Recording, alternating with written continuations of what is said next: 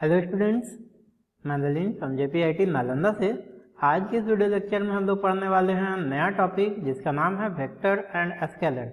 इसके पहले हमने यूनिट 1 का पूरा वीडियो लेक्चर अपलोड कर दिए हैं और प्लीज़ जो भी वीडियो नहीं देखे हैं तो सारा देख लीजिएगा।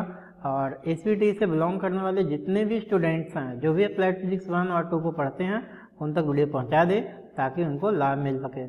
तो चलिए स्टार्ट करते हैं आज नया टॉपिक जिसका नाम है वेक्टर, यूनिट 2 और लेक्चर नंबर 1 है। तो चलिए स्टार्ट करते हैं।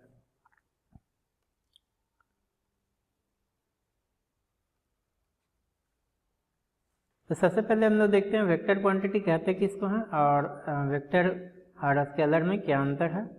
तो दो physical quantities which possess both magnitude and direction, है ना, जिसमें दोनों हो। वैसा भौतिक राशि जिसमें क्या हो, दोनों हो, मैग्नीट्यूड भी और डायरेक्शन हो, और obey the triangle of vector addition और त्रिभुज के जोड़ के नियम को लागू करता है, फॉलो करता है, उसको हम लोग वेक्टर क्वांटिटी कहते हैं। हिंदी में अगर देखें तो सदिश राशि वैसे भौतिक राशि जिनमें परिमाण और दिशा दोनों होती हैं और योग के त्रिभुज के योग के नियम का पालन करती है, सदिश राशि कहलाती है। पूर्व के लिए अगर हम एग्जाम्पल देखें तो लीनियर मोमेंटम, एक्सेलरेशन, डिस्प्लेसमेंट, है ना, momentum, angular velocity, force, electric field, polarization, all these physical quantities are called vector quantities। Vector को हम लोग डिनोट कैसे करते हैं, तो कोई भी वेक्टर लिखते हैं, वेक्टर ए लिखते हैं, वेक्टर में डिनोट करना है तो ऊपर में एरो हेड इस तरह से दे देते हैं, है ना। वेक्टर बी लिखना है तो इस तरह से एरो हेड दे देते हैं। चलिए नेक्स्ट देखते हैं scalar quantity. Those physical quantities which possesses the magnitude only but have no direction are called scalar quantity. वैसी भौतिक राशियां जिसमें केवल मैग्नीट्यूड हो बट कोई इसमें स्पेसिफिक डायरेक्शन नहीं हो, उसको हम लोग स्केलर क्वांटिटी कहते हैं। वेक्टर क्वांटिटी किसको बोलते हैं, जिसमें दोनों हो, परिमाण और दिशा दोनों हो। किस दिशा में हम मेजर कर रहे हैं, जैसे डिस्प्लेसमेंट है तो उसका अपना एक स्पेसिफिक डायरेक्शन है, एक्सेलरेशन है तो किस दिशा में एक्सेलरेट कर रहा है उसका स्पेसिफिक डायरेक्शन है। Displacement, momentum, mass into velocity, है ना, तो मास इंटू वेलोसिटी, जिस डायरेक्शन में वेलोसिटी होगा, जिस डायरेक्शन में फोर्स लगेगा उसी डायरेक्शन में वेलोसिटी होगा। तो all this physical quantities contain both magnitude and direction because of these are called vector quantities. इन सभी में दोनों के दोनों मैग्नीट्यूड और दिशा दोनों है, इसीलिए इसको सदिश राशि के नाम से जानते हैं। नेक्स्ट देखिए, इसको हम लोग स्केलर क्वांटिटी, स्केलर में क्या है, केवल और केवल परिमाण है, दिशा नहीं है। यानी किस दिशा में हम मेजर करते हैं टेम्परेचर को, कोई स्पेसिफाइड है नहीं है। मास हम किस दिशा में मेजर करते हैं, कोई स्पेसिफाइड है नहीं है। स्पीड किधर जा रहा है, कोई फिक्स डायरेक्शन नहीं है। दूरी, स्केलर क्वांटिटी किधर दूरी, है ना, कोई अगर हम बात करें यहाँ से इस पॉइंट से इस पॉइंट तक जाना है ना, तो दूरी का डेफिनेशन क्या है, टोटल पाथ लेंथ, इसमें डायरेक्शन नहीं होता है ना, इसलिए ये स्केलर क्वांटिटी। टाइम है, एरिया है, वॉल्यूम है, डेंसिटी है और टेम्परेचर है, ये सभी क्या कंटेन करते हैं, स्केलर क्वांटिटी है। Because it contain only magnitude but it has no fixed direction. If we say that mass of a sphere is 4 kg, then this statement is complete in itself। अगर कोई व्यक्ति कहता है कि अगर स्फेयर का मास जो है 4 kg है, मतलब स्पेसिफाइड है 4 kg का स्फेयर हो सकता है, कोई गोला होगा, है ना, बर्फ का गोला हो सकता है 4 kg का, या कोई अन्य लोहा का गोला हो सकता है ना। तो अदिश राशियाँ वैसे भौतिक राशियाँ जिनमें केवल परिमाण होता है लेकिन दिशा नहीं होती है, अदिश राशियाँ कहलाती है। पूर्व के लिए द्रव्यमान, गति, दूरी, समय, क्षेत्र। पूर्व के लिए मतलब यहाँ पे एग्जाम्पल के तौर पे, है ना, आयतन, घनत्व, तापमान। यदि हम कहें कि गोले का द्रव्यमान 4 किलोग्राम है तो यह कथन अपने आप में एक पूर्ण है। चलिए नेक्स्ट देखते हैं। अब हम लोग डिफरेंस जानते हैं, स्केलर और वेक्टर में क्या अंतर है। तो बहुत ही आसान, देखिए बहुत सरल और अच्छे तरीके से मैंने इसे बनाने का प्रयास किया है ताकि किसी भी विद्यार्थी को दिक्कत ना हो। हिंदी तो हिंदी में याद करें, इंग्लिश तो इंग्लिश में याद करें, लेकिन जैसे भी समझ में आए अच्छे तरीके से समझाने का मैंने प्रयास किया। पहला अंतर क्या है, scalar can not be resolve into its component. Scalar को हम घटकों में नहीं तोड़ सकते हैं, है ना। स्केलर को इसके घटकों कंपोनेंट को घटक कहते हैं। जैसे कोई वेक्टर है ए, इसका 2 कंपोनेंट होता है, एक एक्स कंपोनेंट, है ना, और ax लिखेंगे और दूसरा y कंपोनेंट ay। तो स्केलर को हम नहीं तोड़ सकते हैं लेकिन वेक्टर को तोड़ सकते हैं, है ना। स्केलर को हम कंपोनेंट में नहीं ब्रेकआउट कर सकते हैं लेकिन वेक्टर को हम तोड़ सकते हैं। Vectors can be resolve into 2 और मोर कंपोनेंट। वेक्टर को हम 2 या 2 से अधिक घटकों में तोड़ सकते हैं। तो ये रहा मेरा पहला डिफरेंस। सेकेंड आ जाइए, the product of two scalar is a scalar quantity. दो अदिश का गुणनफल अदिश ही देता है, लेकिन the product of two vectors may be a scalar, लेकिन दो सदिश का गुणनफल स्केलर हो भी सकता है और नहीं भी हो सकता है। मे बी स्केलर और वेक्टर, स्केलर भी हो सकता है, वेक्टर भी हो सकता है ना। नेक्स्ट पॉइंट देखते हैं, scalars can be added, subtracted, multiplied and divided by the law of algebra. यानी कि बीजगणित के नियम द्वारा स्केलर को हम घटा, गुना और विभाजित कर सकते हैं। सिंपल मल्टीप्लिकेशन रूल इसमें लागू होता है स्केलर में। लेकिन vectors can not be added, subtracted, vector को हम देखिए यहाँ चल रहे हैं, vectors can not be added, subtracted, multiplied, divide by the law of algebra, they follow the law of vector algebra. ये सदिश यानी वेक्टर के एडिशन, वेक्टर के मल्टीप्लिकेशन को ही फॉलो करता है। सदिशों को बीजगणित के नियमों से गुणा या भाग करके घटाया नहीं जा सकता, वे सदिश बीजगणित के नियम का पालन करते हैं। चलिए नेक्स्ट देखते हैं, नेक्स्ट पॉइंट, स्केलर क्या है, it has only the magnitude but no direction. इसमें केवल परिमाण है लेकिन इसमें दिशा नहीं है, केवल और केवल क्या परिमाण है, डायरेक्शन नहीं है ना। इट है डायरेक्शन एंड मैग्नीट्यूड, इसमें दोनों हैं होते हैं, परिमाण और दिशा दोनों होते हैं। ओनली वन डायमेंशनल, केवल एक आयामी होते हैं, एक ही डायमेंशन होता है स्केलर क्वांटिटी में। और एक इट इज मल्टी डायमेंशनल, और देखिए इसमें बहुत सारे डायमेंशन होते हैं, मल्टी डायमेंशनल अभी बताया, एक्स वाई जेड, ऐसे तो अभी दो ही कंपोनेंट बताया, लेकिन एक्स वाई जेड तीनों कंपोनेंट, जब 3D डायमेंशनल 3D वेक्टर पढ़ते हैं तो वहाँ एक्स वाई जेड तीनों डायमेंशन में तोड़ सकते हैं। यूनिट वेक्टर आगे बताएंगे तो उसमें दिखाएंगे। This quantity changes with the change in magnitude, कहता है कि मैग्नीट्यूड में परिवर्तन के साथ यह मात्रा बदल जाती है, स्केलर चेंज हो जाता है ना। जब मैग्नीट्यूड चेंज हो जाएगा तो निश्चित है स्केलर का मान भी चेंज हो जाएगा। This changes with magnitude and direction, यह परिमाण और दिशा के साथ बदलते हैं। जब दोनों में चेंजिंग हुआ होता है, मैग्नीट्यूड भी और डायरेक्शन भी।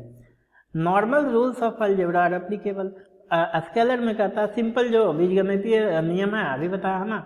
There is a different set of rules known as vector algebra, नियमों का एक अलग सेट है जिसे वेक्टर बीजगणित के रूप में जाना जाता है।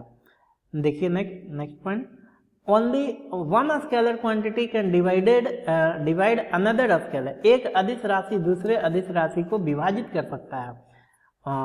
वेक्टर के बारे में कहता है one vector can not divide another, एक वेक्टर दूसरे को डिवाइड नहीं कर सकता है ना।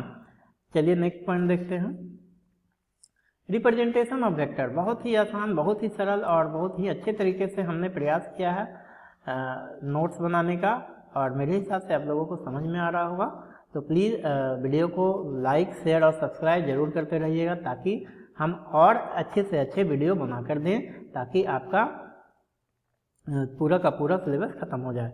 चलिए स्टार्ट करते हैं। Representation of vector, A vector is represented by A line segment with an arrow, the length of the line segment represent the magnitude of the vector, है ना।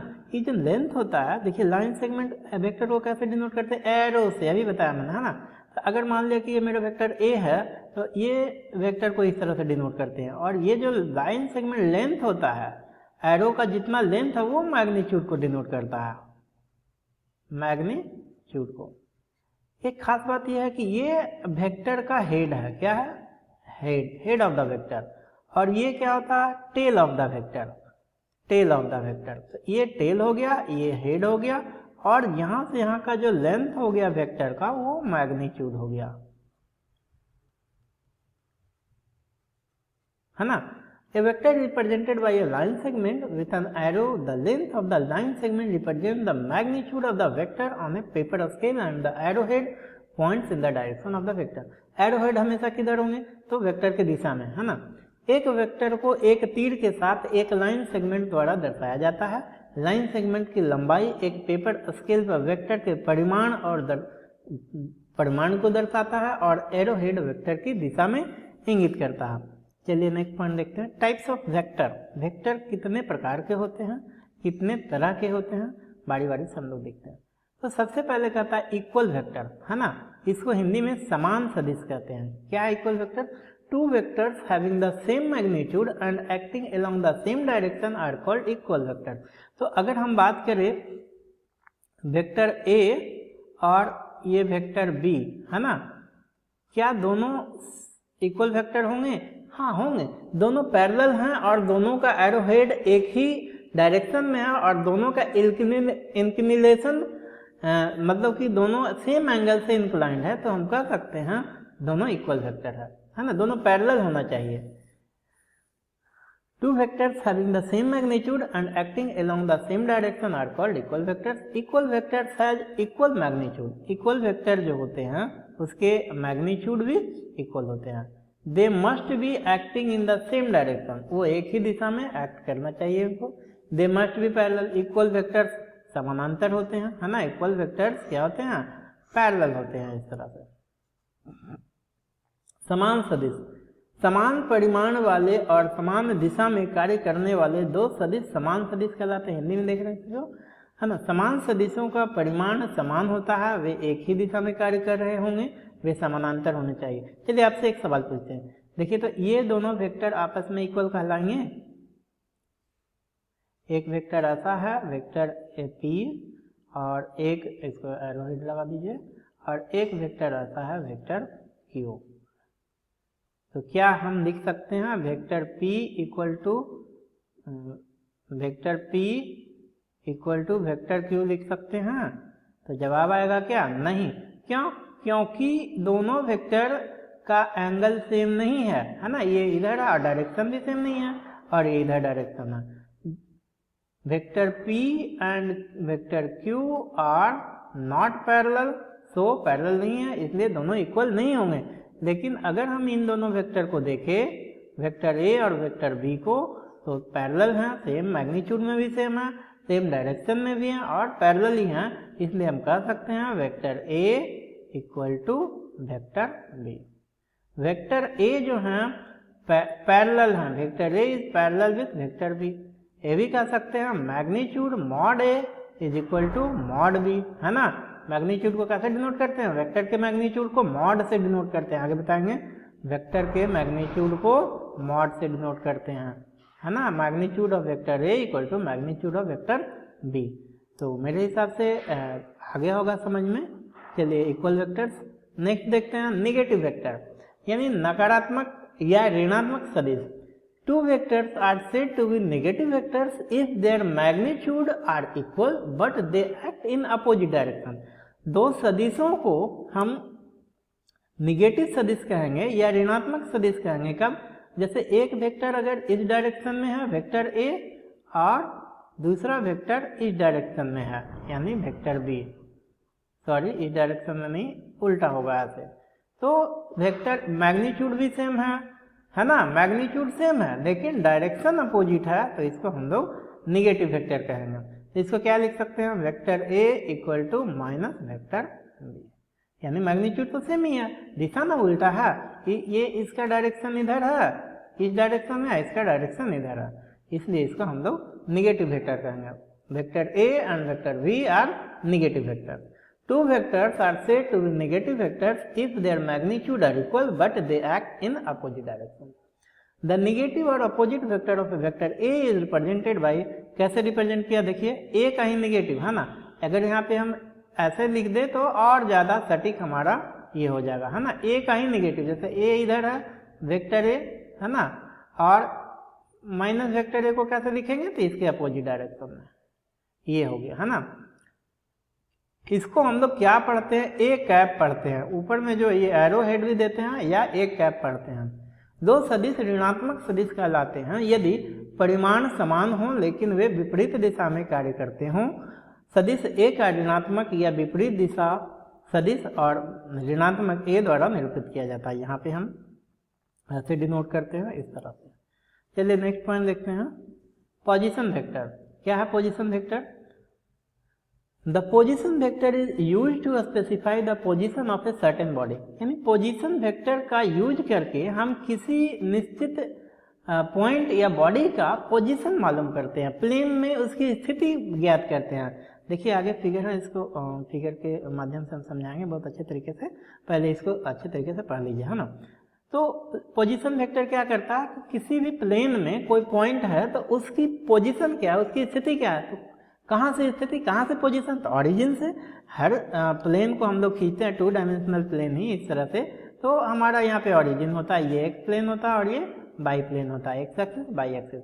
और पॉइंट पी अगर यहाँ पे है, कोई लाइन है, अगर इसका पोजीशन वेक्टर बोला जाए तो ओ से पी का जो डिस्टेंस है, अगर हम आर से डिनोट करते हैं तो इसका पोजीशन वेक्टर आर कहलाएगा। Knowing the position of a body is vital when it comes to describing the motion of that body. The position vector of an object is measured from the origin in general. किसी भी point का position vector हम लोग कहाँ से major करते हैं? Origin से। Suppose an object is placed in the space as shown, हम लोग दिखाते हैं। Position vector gives two important information, दो मुख्य बातों को देता है। पोजीशन वेक्टर क्या क्या देता है? तो देखिए, it tells the straight line distance of the particle from the origin, है ना। यह एक सीधी रेखा है जो उस पार्टिकल का ऑरिजिन से दूरी के बारे में बताता है। दूसरा, it tells the direction of the position of the particles with respect to the origin. दूसरा पोजीशन वेक्टर यह भी बताता है कि वह पार्टिकल, वह पॉइंट, वह बिंदु ऑरिजिन से किस दिशा में है और कितनी दूरी पे है।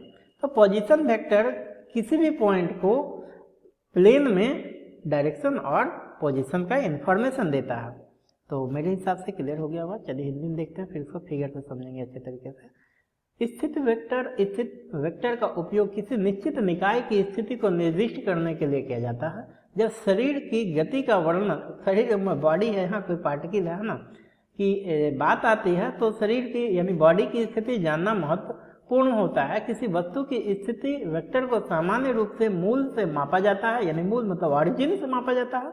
मान लीजिए कि एक वस्तु को अंतरिक्ष में रखा गया है, जैसा कि दिखाया गया है ना, स्थित वेक्टर को महत्वपूर्ण जानकारी देता है। यह मूल बिंदु जो भी अंतरिक्ष में यहाँ पे कहाँ से आएगा, है ना, यहाँ पे दिखाएंगे आगे फिगर में, तो कि हर चीज का मेजरमेंट, कोई भी पॉइंट का मेजरमेंट कहाँ से करते हैं? ऑरिजिन से, है ना। यह मूल बिंदु से कण की सीधी रेखा की दूरी बताता है। पोजीशन वेक्टर जो भी है यानी ऑरिजिन से उसका डिस्टेंस बताता है और डायरेक्शन बताता है। चलिए इसको देखते हैं। तो यहाँ पे देखिए P क्या है? पॉइंट है हमारा, एक्स वाई प्लेन है, एक्स वाई जेड तीनों प्लेन में है, तीनों प्लेन शो किया गया। ये देखिए जेड प्लेन है, ये वाई प्लेन है और ये एक्स प्लेन इधर लिया गया। इस पॉइंट का पोजीशन वेक्टर क्या दिया गया है? पोजीशन वेक्टर ये आर है और इसका कोऑर्डिनेट क्या है? X Y Z. तो ये है मेरा vector R is the position vector of point P। Point P का पोजीशन वेक्टर क्या है? Vector R. ये हो गया पोजीशन वेक्टर। चलिए नेक्स्ट पॉइंट आगे देखते हैं। डिस्प्लेसमेंट वेक्टर क्या है? Let P and P dash with the position. जैसे डिस्प्लेसमेंट वेक्टर हम लोग कैसे डिफाइन करेंगे? मान लिया कि कोई प्लेन है, प्लेन में ये मेरा कोई पॉइंट है और दो बिंदु है, एक बिंदु P1 है और दूसरा बिंदु P2 है ना, यहाँ से ऑरिजिन से। तो ये P1 हो गया, ये P2 हो गया, और दोनों के बीच का जो डिस्प्लेसमेंट होगा यानी शॉर्टेस्ट डिस्टेंस होगा उसको हम लोग पोजीशन वेक्टर से डिनोट करेंगे। तो कैसे करेंगे? मान लिया कि इसका पोजीशन वेक्टर इस पॉइंट P1 का R1 है और इसका R2 है ना। तो पोजीशन वेक्टर क्या देगा? डेल P2 माइनस P1 या डेल P इक्वल टू क्या देगा? R2 minus R1। ये देगा पोजीशन वेक्टर या डिस्प्लेसमेंट वेक्टर, है ना। Let P and P dash be the position of the particle at time T and T dash. मान लिया कि कोई पॉइंट है, P है, P डैश है और उसका पोजीशन वेक्टर किसी टाइम T और T डैश पे है ना, then P dash is called its displacement vector. तो P डैश को क्या नाम देंगे? इसको भी देखिए आगे फिगर के माध्यम से अच्छे तरीके से समझेंगे। P dash is called its displacement vector. Therefore the vector which gives the displacement of moving particle in given interval of time is known as displacement vector. यानी कि किसी दिए हुए समय में कोई बॉडी कितना अपना पोजीशन चेंज करता है, कितना स्थिति चेंज करता है, उसको हम लोग डिस्प्लेसमेंट वेक्टर के नाम से जानते हैं। स्थापन सदिश, मान लीजिए P और P डैश समय पर कण की स्थिति T और T डैश है क्रमशः, तो P डैश पर है, इसे इसका विस्थापन सदिश कहा जाता है। तो वह सदिश जो दिए गए समय अंतराल में गतिमान कण का विस्थापन देता है उसे विस्थापन सदिश कहते हैं। नेक्स्ट पॉइंट देखिए, यहाँ पे ये मेरा दो पॉइंट है, P2 है और ये P1 है, और दोनों के बीच का जो डिस्प्लेसमेंट होगा डेल आर, और डेल आर इक्वल टू क्या लिखेंगे? R2 minus R1। जो भी बड़ा है दोनों में, है ना, अगर R2 ग्रेटर है तो R2 माइनस R1, R1 बड़ा है तो R1 माइनस R2, है ना। इसलिए हमने ये फिगर समझाने का प्रयास किया था। इस फिगर से आप अच्छे तरीके से समझ सकते हैं। सॉरी, ऐसा अगर प्लेन ऐसा है तो देखिए ऑरिजिन से ऐसे खींच लीजिए, आएगा ऑरिजिन से। अब यहाँ तो साफ पता चल रहा है कि R2 बड़ा है, ये R1 छोटा है ना, ये P1 पॉइंट है, ये P2 पॉइंट है। तो डिस्प्लेसमेंट वेक्टर क्या हो जाएगा, P2 माइनस P1, और इस क्या लिखेंगे, R2 vector R2 minus vector, दोनों का position vector del P equal, इसी को हम लोग डेल R से भी डिनोट करते हैं, R2 माइनस R1। तो ये मेरा डिस्प्लेसमेंट वेक्टर हो गया। चलिए नेक्स्ट पॉइंट देखते हैं। The magnitude of displacement vector is either equal to or smaller than the length of the path followed. बहुत ही इंपॉर्टेंट और बहुत ही अच्छा पॉइंट है, इसको समझिएगा, बहुत अच्छे तरीके से हम समझेंगे। देखिए क्या बता रहा, कह रहा है कि magnitude of displacement vector is either equal to or smaller than the length of the path follow. मतलब कि डिस्प्लेसमेंट वेक्टर का जो मान है या तो डिस्टेंस से बड़ा होगा या तो डिस्टेंस से छोटा होगा या बराबर होगा। देखिए डिस्टेंस, देखिए यहाँ से यहाँ तक 2 पॉइंट है P1 और P2, तो डिस्प्लेसमेंट वेक्टर को क्या करेंगे, यहाँ से सीधे शॉर्टेस्ट पॉइंट ज्वाइन कर देते हैं इस तरह से, और ये तो हो गया डिस्प्लेसमेंट वेक्टर। लेकिन डिस्टेंस क्या है, ये जो टेढ़ा वाला रास्ता है ना, तो डिस्टेंस तो हमेशा बड़ा होगा, तो किसी किसी केस में डिस्प्लेसमेंट वेक्टर डिस्टेंस के बराबर होगा, और नहीं तो अक्सर क्या है कि डिस्प्लेसमेंट वेक्टर डिस्टेंस से छोटा होता है। इसी बात को यहाँ पे बताने का प्रयास किया गया। आइदर इक्वल टू, देखिएगा पॉइंट देखिएगा, either equal to or smaller than the length of the path followed, है ना। यानी डिस्प्लेसमेंट वेक्टर जो होता है यानी पाथ का या तो बराबर होगा या फिर पाथ से छोटा होगा। नेक्स्ट पॉइंट क्या कह रहा है, displacement vector represented by A line joining the final and initial position of the particle, है ना। डिस्प्लेसमेंट वेक्टर कैसे निकालते हैं, फाइनल और इनिशियल पोजीशन को ज्वाइन करने से जो बनता है। Direction is from initial point two final point, हमेशा इसका डायरेक्शन क्या होगा, तो इनिशियल से फाइनल डायरेक्शन की ओर। नेक्स्ट देखते हैं हम, नेक्स्ट है displacement vector does not depend upon the length of the path followed in moving from initial position to the final. यानी इनिशियल और फाइनल के बीच क्या लेंथ या क्या पाथ गया, उससे डिस्प्लेसमेंट वेक्टर को कोई मतलब नहीं है। विस्थापन सदिश का परिमाण या तो उसके बराबर या अनुसरण किए गए पथ की लंबाई से छोटा होता है। विस्थापन सदिश को कण की अंतिम और प्रारंभिक स्थिति को मिलाने वाली रेखा द्वारा दर्शाया जाता है और इसकी दिशा प्रारंभिक बिंदु से अंतिम बिंदु तक होती है। विस्थापन सदिश कोई स्नॉट प्रारंभिक स्थिति से अंतिम स्थिति तक जाने में अपनाए गए पथ की लंबाई पर निर्भर करता है। अभी बताया सारा चीज मैंने, है ना। नेक्स्ट पॉइंट चलिए देखते हैं, कोप्लेनर वेक्टर किसको कहते हैं। बहुत ही इंपॉर्टेंट और बहुत ही इंटरेस्टिंग पॉइंट है ये coplanar vector. The vectors which act in the same plane, एक ही प्लेन में जो वेक्टर लाइज करता है उसको हम लोग कोप्लेनर कहते हैं ना। इसको हिंदी में समतलीय सदिश कहते हैं। कॉलिनियर वेक्टर देखिए, vectors acting along the same line or along parallel lines are called collinear vector. एक ही लाइन में होंगे या पैरेलल लाइंस में होंगे उसको कॉलिनियर वेक्टर कहते हैं।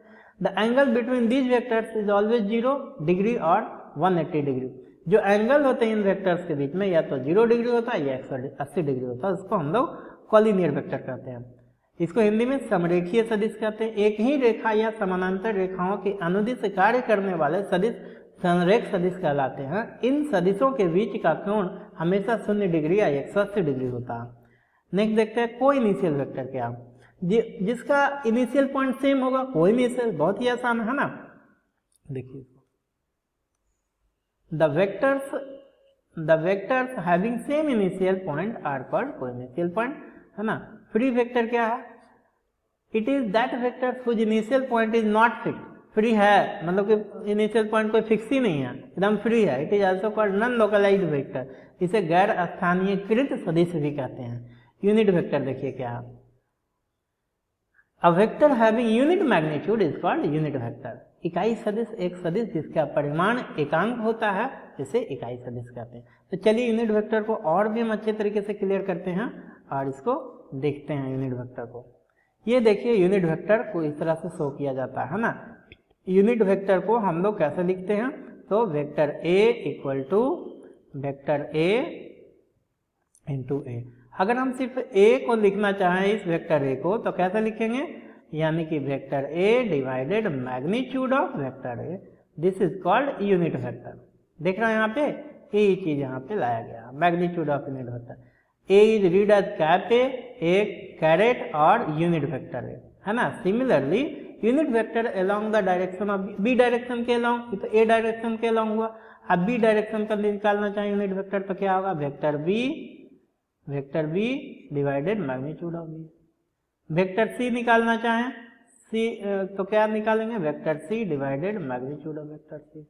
तो ये है मेरा यूनिट वेक्टर। अब देखिए इसको तीनों प्लेन में देख लेते हैं। एक्स प्लेन में देखिए यूनिट वेक्टर आई हम लोग कंसीडर करते हैं, वाई प्लेन में यूनिट वेक्टर जे कंसीडर करते हैं, और जेड प्लेन में यूनिट वेक्टर के कंसीडर करते हैं। अब देखिए यहाँ पे unit vectors along the positive direction of X Y and Z axis are represented by I J and K respectively, है ना। Clearly I equal to J equal to K equal to 1, ये है unit vector X Y Z plane के लिए। X Y and Z with the vectors along X Y and Z axis, तो X I ऐसे हम लोग लिख देंगे, है ना, यूनिट वेक्टर के लिए। Vector X equal to X I unit vector है ना एक्स प्लेन में, तो आई इक्वल टू क्या लिखेंगे, X vector X divided X. उसी तरह से बाई के लिए क्या लिखेंगे, vector Y equal to Y into unit vector J, तो ये सॉरी ये जे है ना। और अगर j इक्वल टू लिखना चाहें तो क्या लिखेंगे, यूनिट वेक्टर वेक्टर बाई बटे बाई।